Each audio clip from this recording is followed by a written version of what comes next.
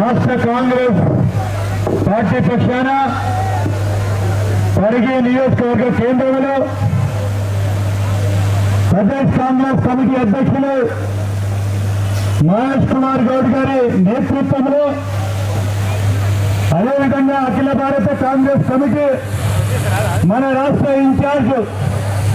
పెద్దల మీనాక్షి నటరాజన్ గారి ఆధ్వర్యంలో మీ అందరి ప్రియతమ నాయకులు, సహచర గౌరవ శాసనసభ్యులు, జిల్లా కాంగ్రెస్ అధ్యక్షులు,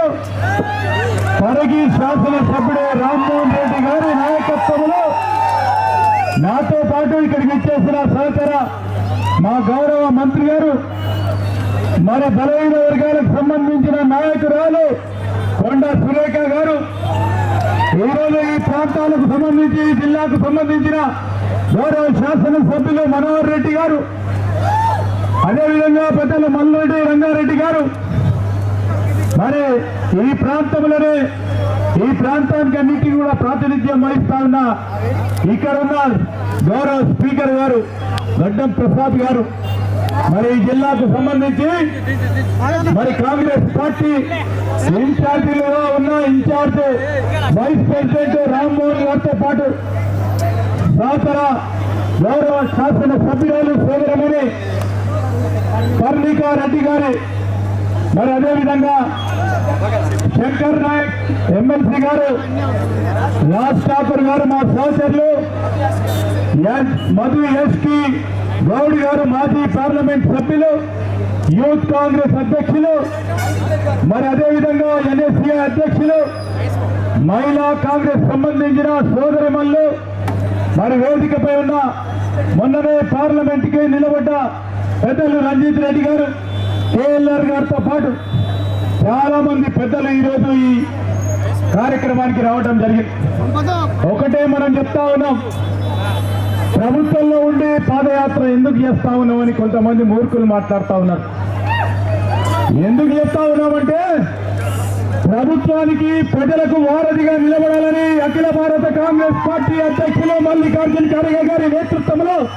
మన నాయకుడు రాహుల్ గాంధీ గారు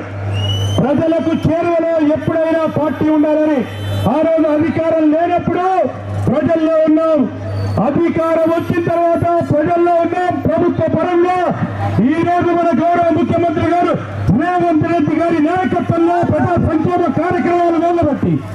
ఈ రోజు గడప గడప తిరిగి ఇదే నియోజకవర్గంలో పాదయాత్రను మొదలుపెట్టుకొని మీ పరిగి రామ్మోహన్ రెడ్డి గారి నేతృత్వంలో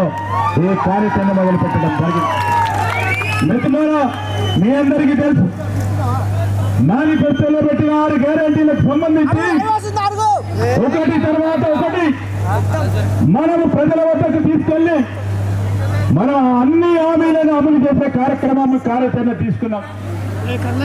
ఈరోజు మహిళలకు సంబంధించి ఉచిత బస్సు ప్రయాణమే కానీ, 200 యూనిట్ల కరెంటు ఫ్రీయే కానీ, ఈ రోజు పేదవాడు ఇల్లు కట్టాలని 10 సంవత్సరాలుగా తెలంగాణ రాష్ట్రం ఏర్పడిన తర్వాత ఇల్లు కట్టుకోవాలని కలలుగన్న పేదవాడికి ఇల్లు కట్టించే కార్యక్రమం చేయడంతో పాటు ఈరోజు మీ అందరికీ అండగా ఉండాలి. మీ అందరితో పాటు పేదవారు మరి సన్న రకాల సంబంధించిన బియ్యం తినాలి, మాతో పాటు సరి సమానంగా ధనవంతుడు ఏ విధంగానైతే ఈ రోజు సన్న రకం బియ్యం తినడానికి ఆలోచన చేయకుండా ముందుకెళ్తా ఉన్నారో, మన ప్రభుత్వం ఈ రోజు రేషన్ షాపుల ద్వారా సన్న బియ్యం ఇచ్చే కార్యక్రమంతో పాటు రైతు సోదరులకు సంబంధించి 1 సంవత్సర కాల వ్యవధిలో దాదాపు 80,000 కోట్ల రూపాయలు రైతుల రుణమాఫీ కానీ, ఈ రోజు రైతుకు సంబంధించిన పెట్టుబడి సాయం 9 రోజుల్లో 9,000 రూపాయలు ఇవ్వడంతో పాటు 9,000 కోట్ల రూపాయలు ఇవ్వడంతో పాటు బలహీన వర్గాలకు సంబంధించి ఈరోజు ఎప్పుడూ లేని విధంగా 42% తీసుకురావాలని మన రాహుల్ గాంధీ గారు ఇచ్చిన పిలుపు మేరకు మొట్టమొదటి రాష్ట్రం, ఆదర్శనీయమైన రాష్ట్రం, వారికి రాజకీయ పరంగా, ఆర్థిక పరంగా, సామాజిక పరంగా, విద్య పరంగా, ఉపాధి పరంగా అవకాశాలు కల్పించాలని బీసీ రిజర్వేషన్లకు నాంది పలికి ఈరోజు దేశంలోనే ఒక ఆదర్శనీయమైన రాష్ట్రంగా చేయాలని ఈరోజు మల్లేష్ కుమార్ గౌడ్ గారు, అదేవిధంగా ముఖ్యమంత్రి రేవంత్ రెడ్డి గారి నాయకత్వంలో మరి మన నాయకురాలు మీనాక్షి నటరాజన్ గారు చేస్తా ఉన్న ప్రయత్న భాగంలో కేవలం ఈ పాదయాత్ర ముఖ్య కారణం ప్రజలకి, ప్రభుత్వానికి వారధిగా నిలబడాల్సిన బాధ్యత పార్టీ పైన ఉందని ఆలోచన చేసి ముందుకెళ్తాన్న ధర్మిల్లా నేను టీఆర్ఎస్ వాళ్ళని అడుగుతా ఉన్నా, బీజేపీ వాళ్ళని అడుగుతా ఉన్నా, మీకు చిత్తశుద్ధి ఉంటే మాతోని కలిసి రండి, బలహీన వర్గాలకు సంబంధించి రిజర్వేషన్ ప్రక్రియలో కలిసి రండి. మీకు వాళ్ళపైన ప్రేమ లేదు, వారికి చట్టసభలకు సంబంధించి చట్టాలు చేస్తే దాన్ని ఆమోదించే ధైర్యం లేదు. రేపు రాబోయే కాలంలో ప్రజాక్షేత్రంలో ఇవన్నీ కూడా పెట్టాయి మరొకసారి ముందుకు నడుస్తాం. ఈరోజు ఏది ఏమైనప్పటికీ ఈరోజు రంగారెడ్డి జిల్లాకు సంబంధించి చేవెళ్ళ ప్రాణహితకు సంబంధించిన ఒక మంచి కార్యక్రమాన్ని కాంగ్రెస్ పార్టీ ప్రభుత్వంలో ప్రాణహిత చేవెళ్ళ సాగునీటి ప్రాజెక్టు ఆపు చేసింది ఎవరు? టీఆర్ఎస్ ప్రభుత్వం, కేసీఆర్ గారి నాయకత్వంలో.